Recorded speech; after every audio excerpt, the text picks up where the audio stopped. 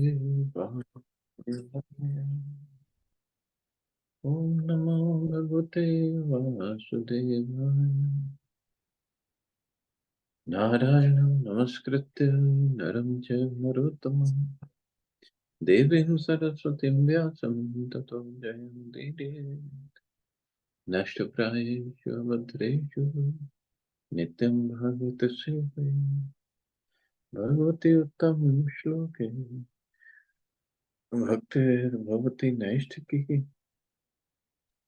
So continuing with the discussion on Sri Chaitanya Charitamrita, Madhya Lila, chapter 21, the opulence and sweetness of Lord Shri Krishna. So Chaitanya Mahaprabhu is speaking about the sweetness and opulence of Krishna. Text 113 onwards. Tarunyamrita paravara tarang lavanya sara tatesa avarta bhavodgamam vanshidhvani chakravata narira man trinapata taha dubai nahayudgamam. The bodily beauty of Shri Krishna is like a wave in the ocean of eternal youth.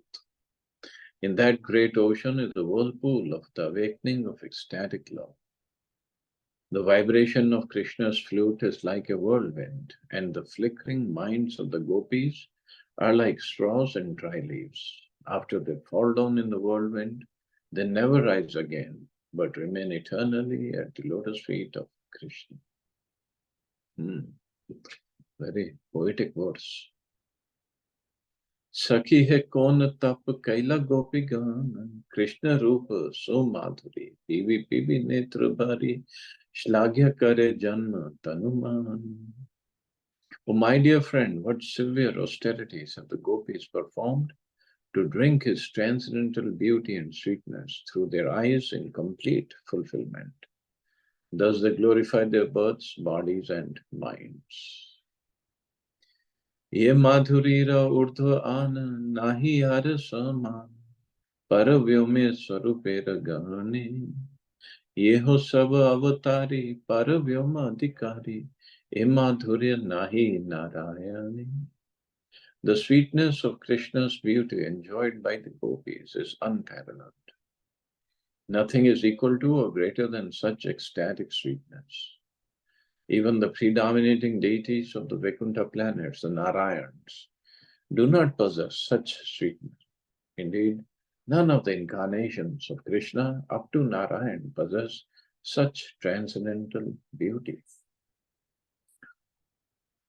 Tate Sakshi Sairama Narayanera Priyatama Pativrata Ganera Upasya Teho ye Madhurya Lobhe Chadi Sab Kama Bhoge Vrita Kari Karila Tapasya. The vivid evidence in this regard is that the dearest consort of Narayan, the goddess of fortune, who is worshipped by all chaste women, gave up everything in her desire to enjoy Krishna, being captivated by his unparalleled sweetness. Thus she took a great vow and underwent severe austerities. Saita madhurya sara anya siddhi nahi tara tiho madhurya adi guna khani आर सब प्रकाशे तार दत्त गुण भाषे यहाँ यत प्रकाशे कार्य जानी. The quintessence of Krishna's sweet bodily luster is so perfect that there is no perfection above it. He is the immutable mind of all transcendental qualities. In his other manifestations and personal expansions, there is only a partial exhibition of such qualities. We understand all his personal expansions in this way. So in his other, Mahaprabhu is saying, in his other manifestations and personal expansions, there is only partial exhibition of such qualities. So qualities are there, everything is there, but they don't exhibit it according to the pastimes. Gopi bhava darpan nav nav kshane kshan tar aage Krishner madhurya दोहे करे हुड़ा हुड़ी बाड़े मुख नाही मुड़ी नव नव दोहार प्राचुर्य. Both the gopis and Krishna engaged in competition. The gopis' ecstatic love is like a mirror that becomes newer and newer at every moment and reflects Krishna's bodily luster and sweetness. Thus, their competition increases. Since neither give up, their pastimes become newer and newer, and both sides constantly increase. So, Krishna's bodily luster, sweetness, the beauty, and Gopi's love, they just keep on increasing. Karma, tapa, yoga, jnana, vidhi, bhakti, japa, dhyan. Iha haite madhurya durlabha. केवल ये रागे मार्गे भजे कृष्ण अनुरागे तारे कृष्ण माधुर्य सुलभा. The transcendental mellows generated from the dealings between the gopis and Krishna cannot be tasted by means of fruitive activity, yogic austerities, speculative knowledge, regulative devotion service, mantra yoga or meditation. Here it is said, regulated devotional service, vidhi bhakti. And what is the process? The sweetness can be tasted only through the spontaneous love of liberated persons who chant the holy names with great ecstatic love. Bhaje Krishna Anurage. So not Vedi Bhakti, nectar of devotion when we study. Vedi Bhakti takes us to Vaikuntha. Raganuga Bhakti takes us to Golok Vrindavan. How do we come to Raganuga Bhakti? We perform Vedi Bhakti, but slowly, slowly, slowly.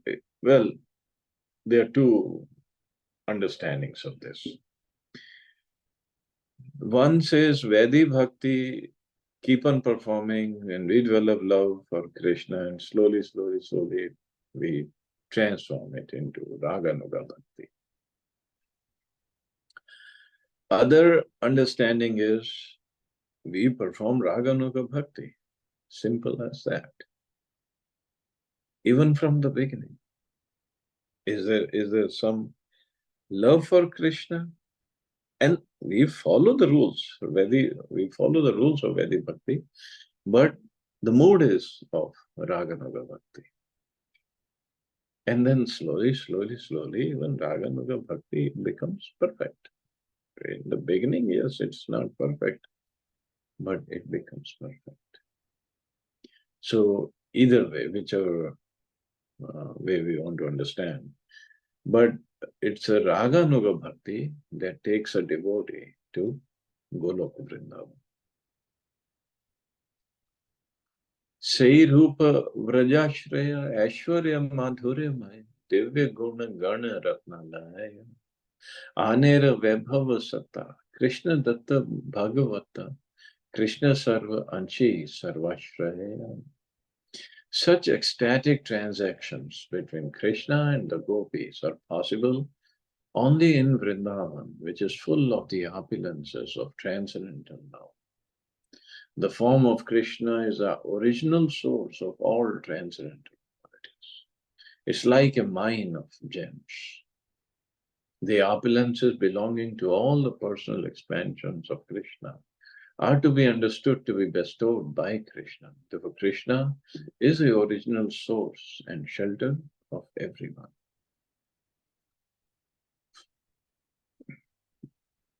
Shri Lajja Daya Kirti Dhairya Vaisharadi Mati Ei Sab Krishna Pratisthita Sushila Mridu Vadanya Krishna Sam Nahi Anya Krishna Kare Jagatera Heta. Beauty, humility, mercy, merit, patience, and expert intelligence are all manifested in Krishna.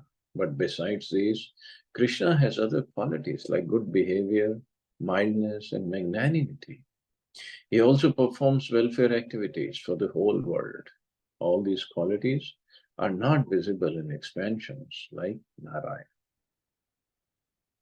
Srila Bhaktivinoda Thakur mentions that the qualities of beauty, humility, mercy, merit, patience, and expert intelligence are brilliant qualities.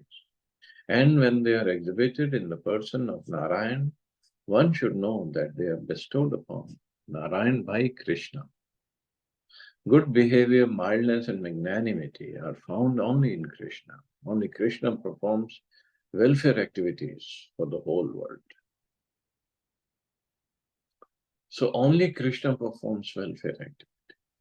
What does that mean? Welfare activity is when when the Lord engages a soul in devotional service. And Krishna spoke so much about it in Bhagavad Gita, to become my devotee, Manmana Madhvakto, and all these instructions. So that is why Bhaktivinoda Thakur is saying. And of course, Mahaprabhu himself is speaking here. And for Chaitanya Mahaprabhu, it is mentioned, Namo Mahavadanyaya Avatar. He doesn't just engage a person in devotional service, he gives him Krishna Prem. But Mahaprabhu is not going to talk about himself here. Krishna dekhi nana jan kaila nimeshe nindan vraje vidhi ninde gopi ganan. Sei sab shloka padi Mahaprabhu arthakari sukhe madhurya kare aswadan. After seeing Krishna, various people criticize the blinking of their eyes. In Vrindavan especially, all the gopis criticize Lord Brahma because of this defect in the eyes. Then Sri Chaitanya Mahaprabhu recited some verses from Srimad Bhagavatam and explained them vividly, thus enjoying the taste of transcendental sweetness with great happiness. So gopis actually tell Brahmaji he doesn't know anything. He doesn't know creation. Why he has created these eyes which blink and impede our seeing Krishna. Yasyananam makara kundala charu karanam rajat kapola subhagam savilasa hasa nityotsavam na tatrapur drishivi pibanteyo naryo narascha mudita kupita nimescha. All men and women were accustomed to enjoying the beauty of the shining face of Lord Krishna, as well as the shark-shaped earrings swinging on his ears. His beautiful features, his cheeks, and his playful smiles all combined to form a constant festival for the eyes. And the blinking of the eyes became obstacles that impeded one from seeing their beauty. For this reason, men and women became very angry at the Creator, Lord Brahma. So this is from Srimad Bhagavatam, 9th canto. Atati yata bhavana hanikananam trutira yugayate tvama pashyata kutila kuntalam shri mukham chate jad udikshatam pakshmakridrisha. O Krishna, when you go to the forest during the day and we do not see your sweet face, which is surrounded by beautiful curly hair, half a second becomes as long as an entire age for us. And we consider the Creator who has put eyelids on the eyes we use for seeing you to be simply a fool. Gopis, Raj Gopis, they can say anything, they can do anything actually. And Gopsakhas, they won't do worse than Gopis only saying that Brahma, he doesn't know anything, he's a fool. Gopsakhas can go even further. Anyway. Kama Gayatri Mantra Rupa, Hai Krishnera Swarupa, Sarda Chaubis Akshar Tarahai.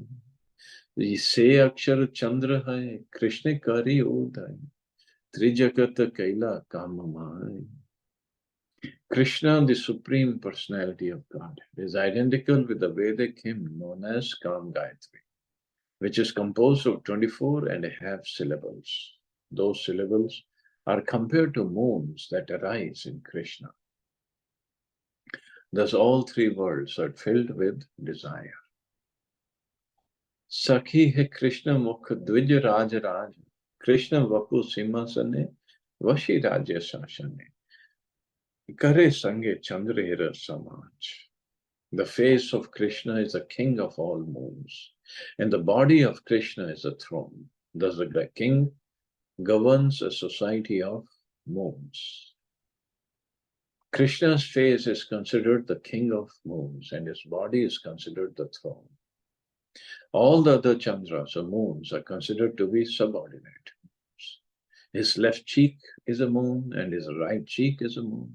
His forehead is considered a half moon, and the spot of sandalwood pulp on his forehead is considered a moon. And his fingernails and toenails are also different moons.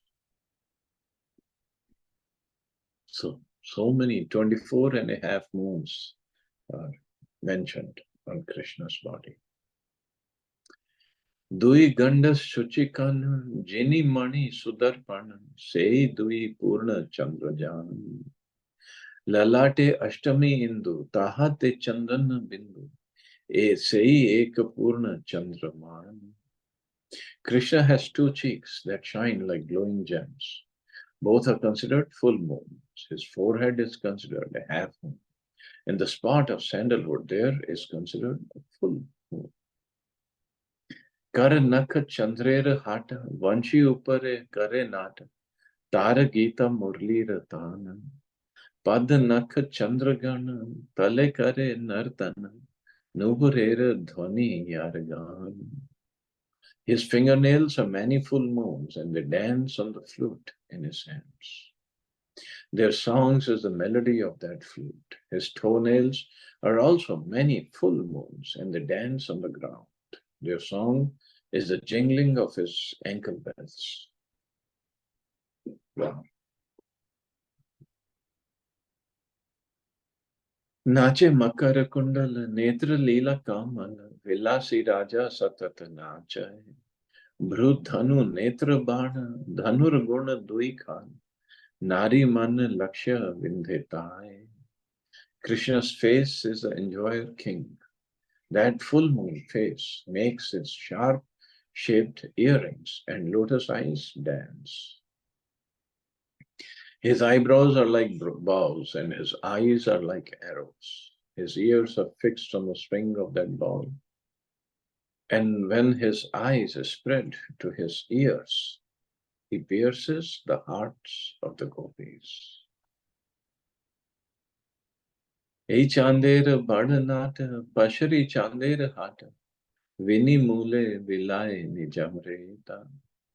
Kaho smita jyosnamrite, kahare adharamrite, sab lok kare apyayita. The dancing features of his face surpass all other full moons and expand the marketplace of full moons.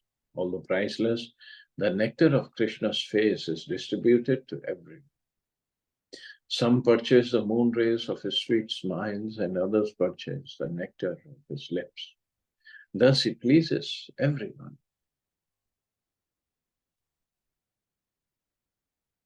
Vipulya tarunam madan mad ghurnanam mantri yare dui nayana lavanya keli sadana jana netra rasayana sukmaya govinda vadana. Krishna has two reddish, widely spread eyes. These are ministers of the king, and they subdue the pride of Cupid, who also has beautiful eyes. That face of Govinda, which is full of happiness, is the home of the pastimes of beauty, and it is very pleasing to everyone's eyes.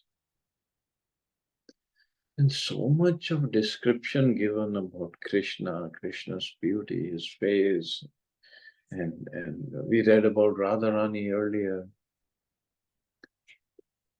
Which other scripture speaks about the beauty of God? No other scripture talks like that. It's only Vedic scriptures are full of not just beauty of God, is beauty of his pastimes and the beauty of his associates. So much of description is given. It's amazing.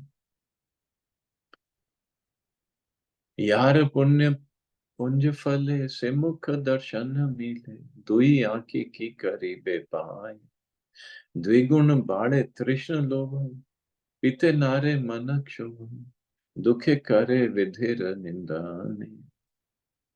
If by devotional service one gets the results of pious activities and sees Lord Krishna's face, what can he relish with only two eyes? His greed and thirst increase twofold by seeing the nectarian face of Krishna. Due to his inability to sufficiently drink that nectar, he becomes very unhappy and criticizes the Creator for not having given more than two eyes. So Brahmaji gets all the criticism. So they are saying that a devotee criticizes, why gave me only two eyes? I cannot drink enough nectar of Krishna's beauty with these two eyes. Actually, similar verses there by Rupa Goswami about the holy names of Krishna.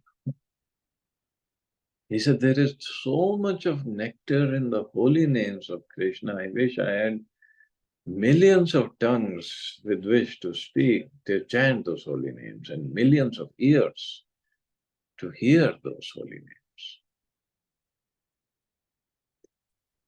And here we are, we have one tongue and two ears, and still we feel it's such a burden to chant the holy name.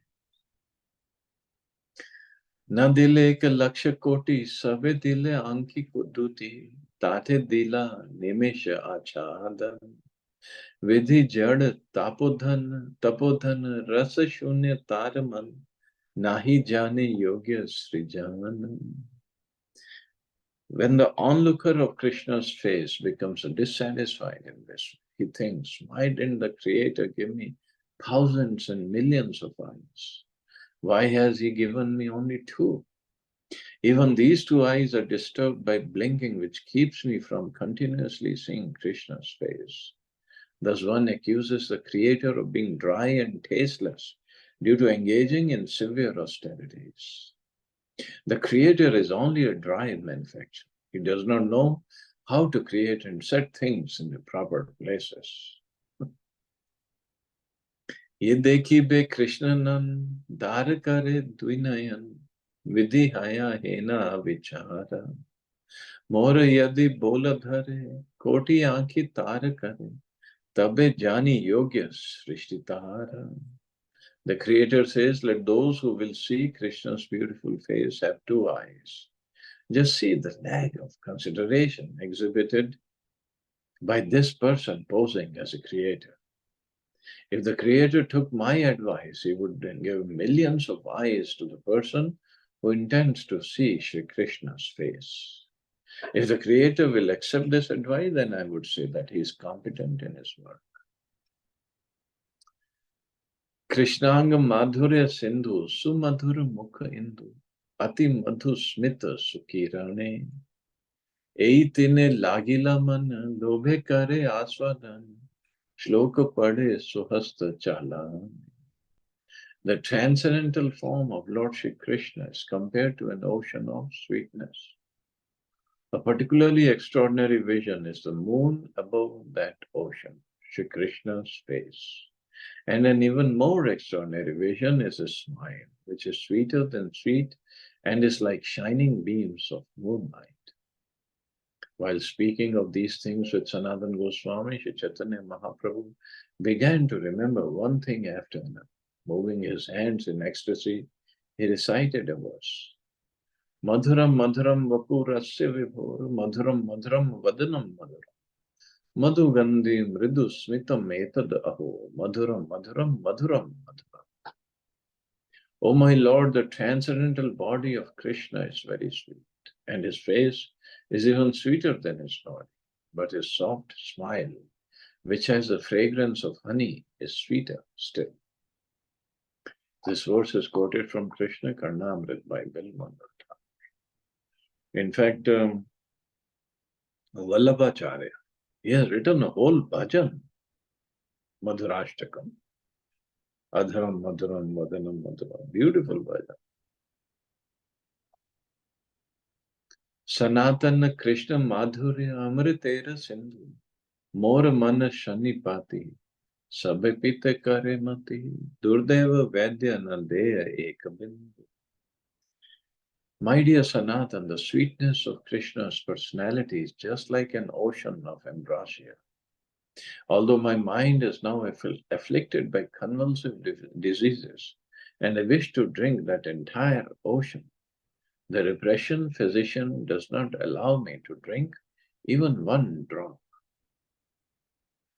When there is combination of kapha, pitta, and vayu, the three bodily elements, there occurs sannipati, or a convulsive disease.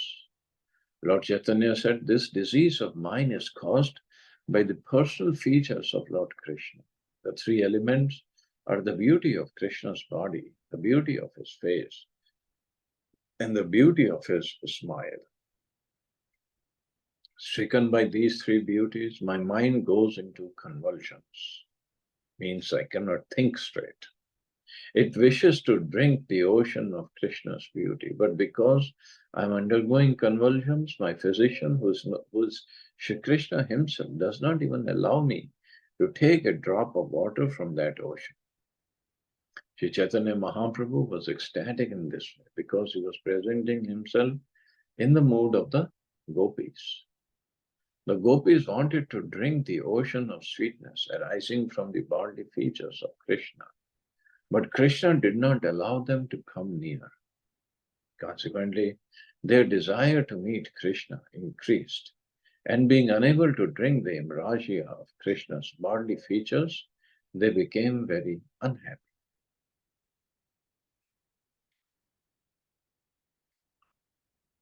So this is because of different distance from Krishna.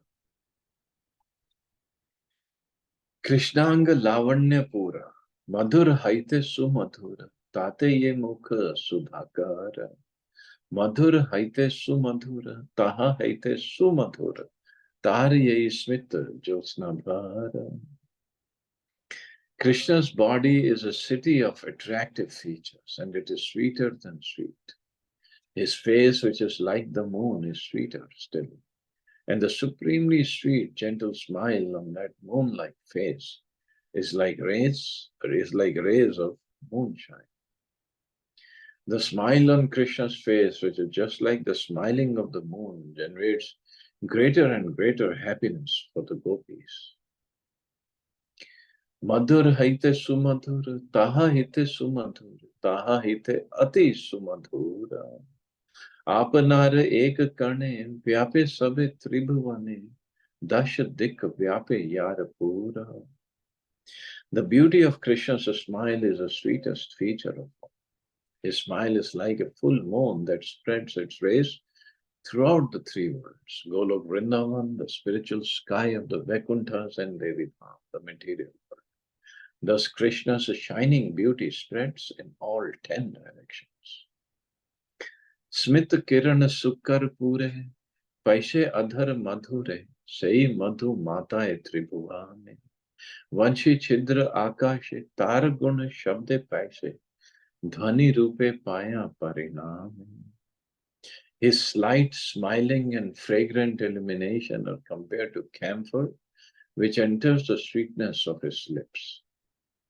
That sweetness is transformed and enters into space as vibrations from the holes of his flute. Sedhvani chodike dhai, under bheti vekunthe jai, bale paishe jagate rakane. Sabha mato yalakari, balatkare anedhari, visheshata yuvatir dhani. The sound of Krishna's flute spreads in the four directions. Even though Krishna vibrates his flute within this universe, its sound pierces the universal covering and goes to the spiritual sky. Thus the vibration enters the ears of all inhabitants. It especially enters Golok Vrindavan Dham and attracts the minds of the young damsels of Brajbhumi, bringing them forcibly to where Krishna is present. So his smile, his beauty, now sound of his flute Everything is so attractive, so sweet. Dhvani bada uddhata, pativrata bhagyavrata, pati kola haite taniyane, Vaikuntera Lakshmi Gane, Jekare Akarshane, Tara Age Keva Gopigane. The vibration of Krishna's flute is very aggressive and it breaks the vows of all chaste women. Indeed, its vibration takes them forcibly from the laps of their husbands. The vibration of his flute attracts even the goddesses of fortune in the Vaikuntha planets, to say nothing of the poor damsels of Vrindavan.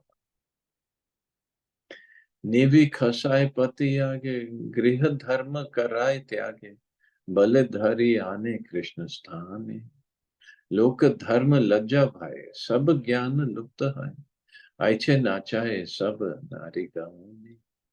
The vibration of his flute slackens the knots of their underwear even in front of their husbands. Thus the gopis are forced to abandon their household duties and come before Lord Krishna. In this way, all social etiquette, shame, and fear are vanquished. The vibration of his flute causes all women to dance. So this is what happened during Ras Leela pastime.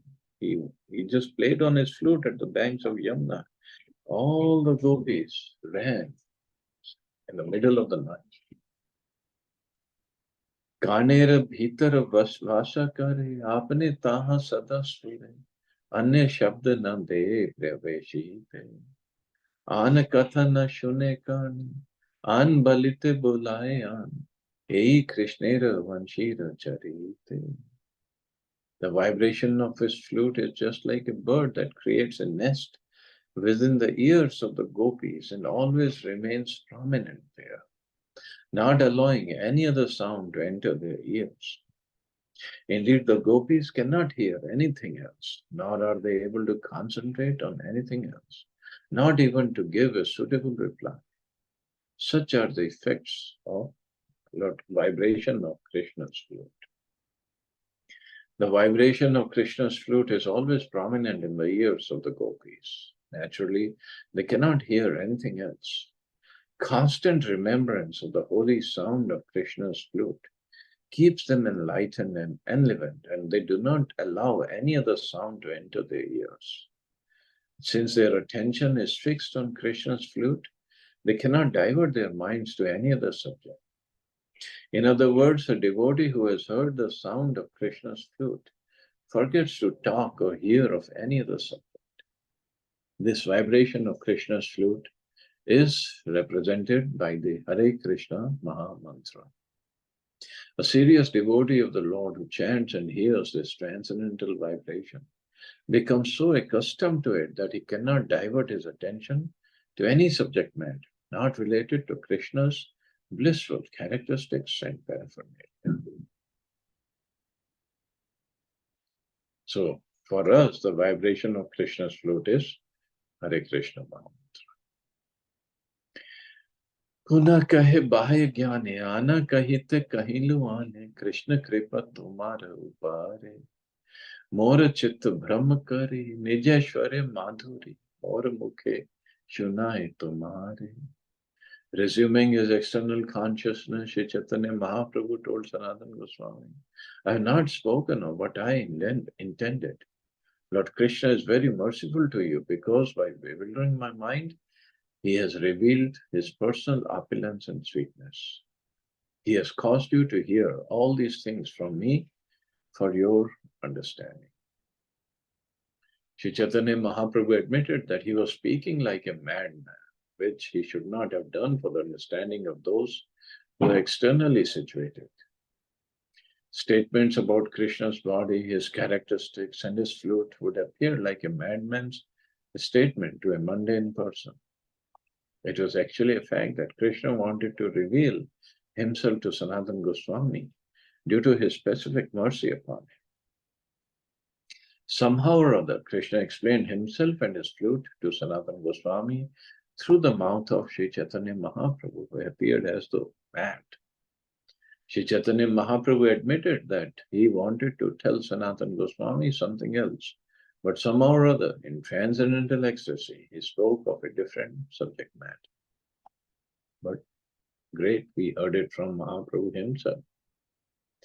Amita baulana kahite ana kahi Krishnera madhurya amrita shrote yaivahi. Since I have become a madman, I'm saying one thing instead of another. This is because I am being carried away by the waves of nectarian ocean of Lord Krishna's transcendental sweetness. तबे महाप्रभु क्षणेक मौन करी रहे मने एक करी पुनः सनातन कहे. Sri Chaitanya Mahaprabhu then remained silent for a moment. Finally, adjusting things within his mind, he again spoke to Sanatana Goswami. Krishnera madhuriyar Mahaprabhur mukhe iha yai shune se bhase prema sukhe. If anyone gets an opportunity to hear about the sweetness of Krishna in this chapter of Sri Chaitanya Charitamrita, he will certainly be eligible to float in the transcendently blissful ocean of love of God. So by Prabhupada's mercy, we heard this. So hopefully we'll be able to float sometime in that blissful ocean of love of Krishna. Shirup Raghunath Padejara Chaitanya Charitamrita Kahe Krishna. Praying at the lotus feet of Sri Rupa and Sri Raghunath, always desiring their mercy, I, Krishnadas, narrate Sri Chaitanya Charitamrita, following in their footsteps. So thus ends the Bhaktivedanta purport of Sri Chaitanya Charitamrita, Madhya Lila, 21st chapter, describing the blissful characteristics of Krishna. So we'll stop here. Tomorrow we'll start the next chapter. See anybody have any questions or comments.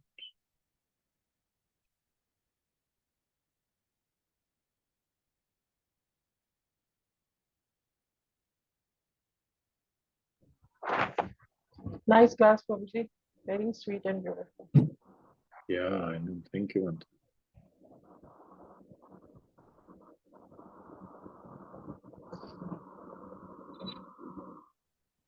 Chalo, you all have a safe and wonderful. Hare Krishna. Hare Krishna. Thank you.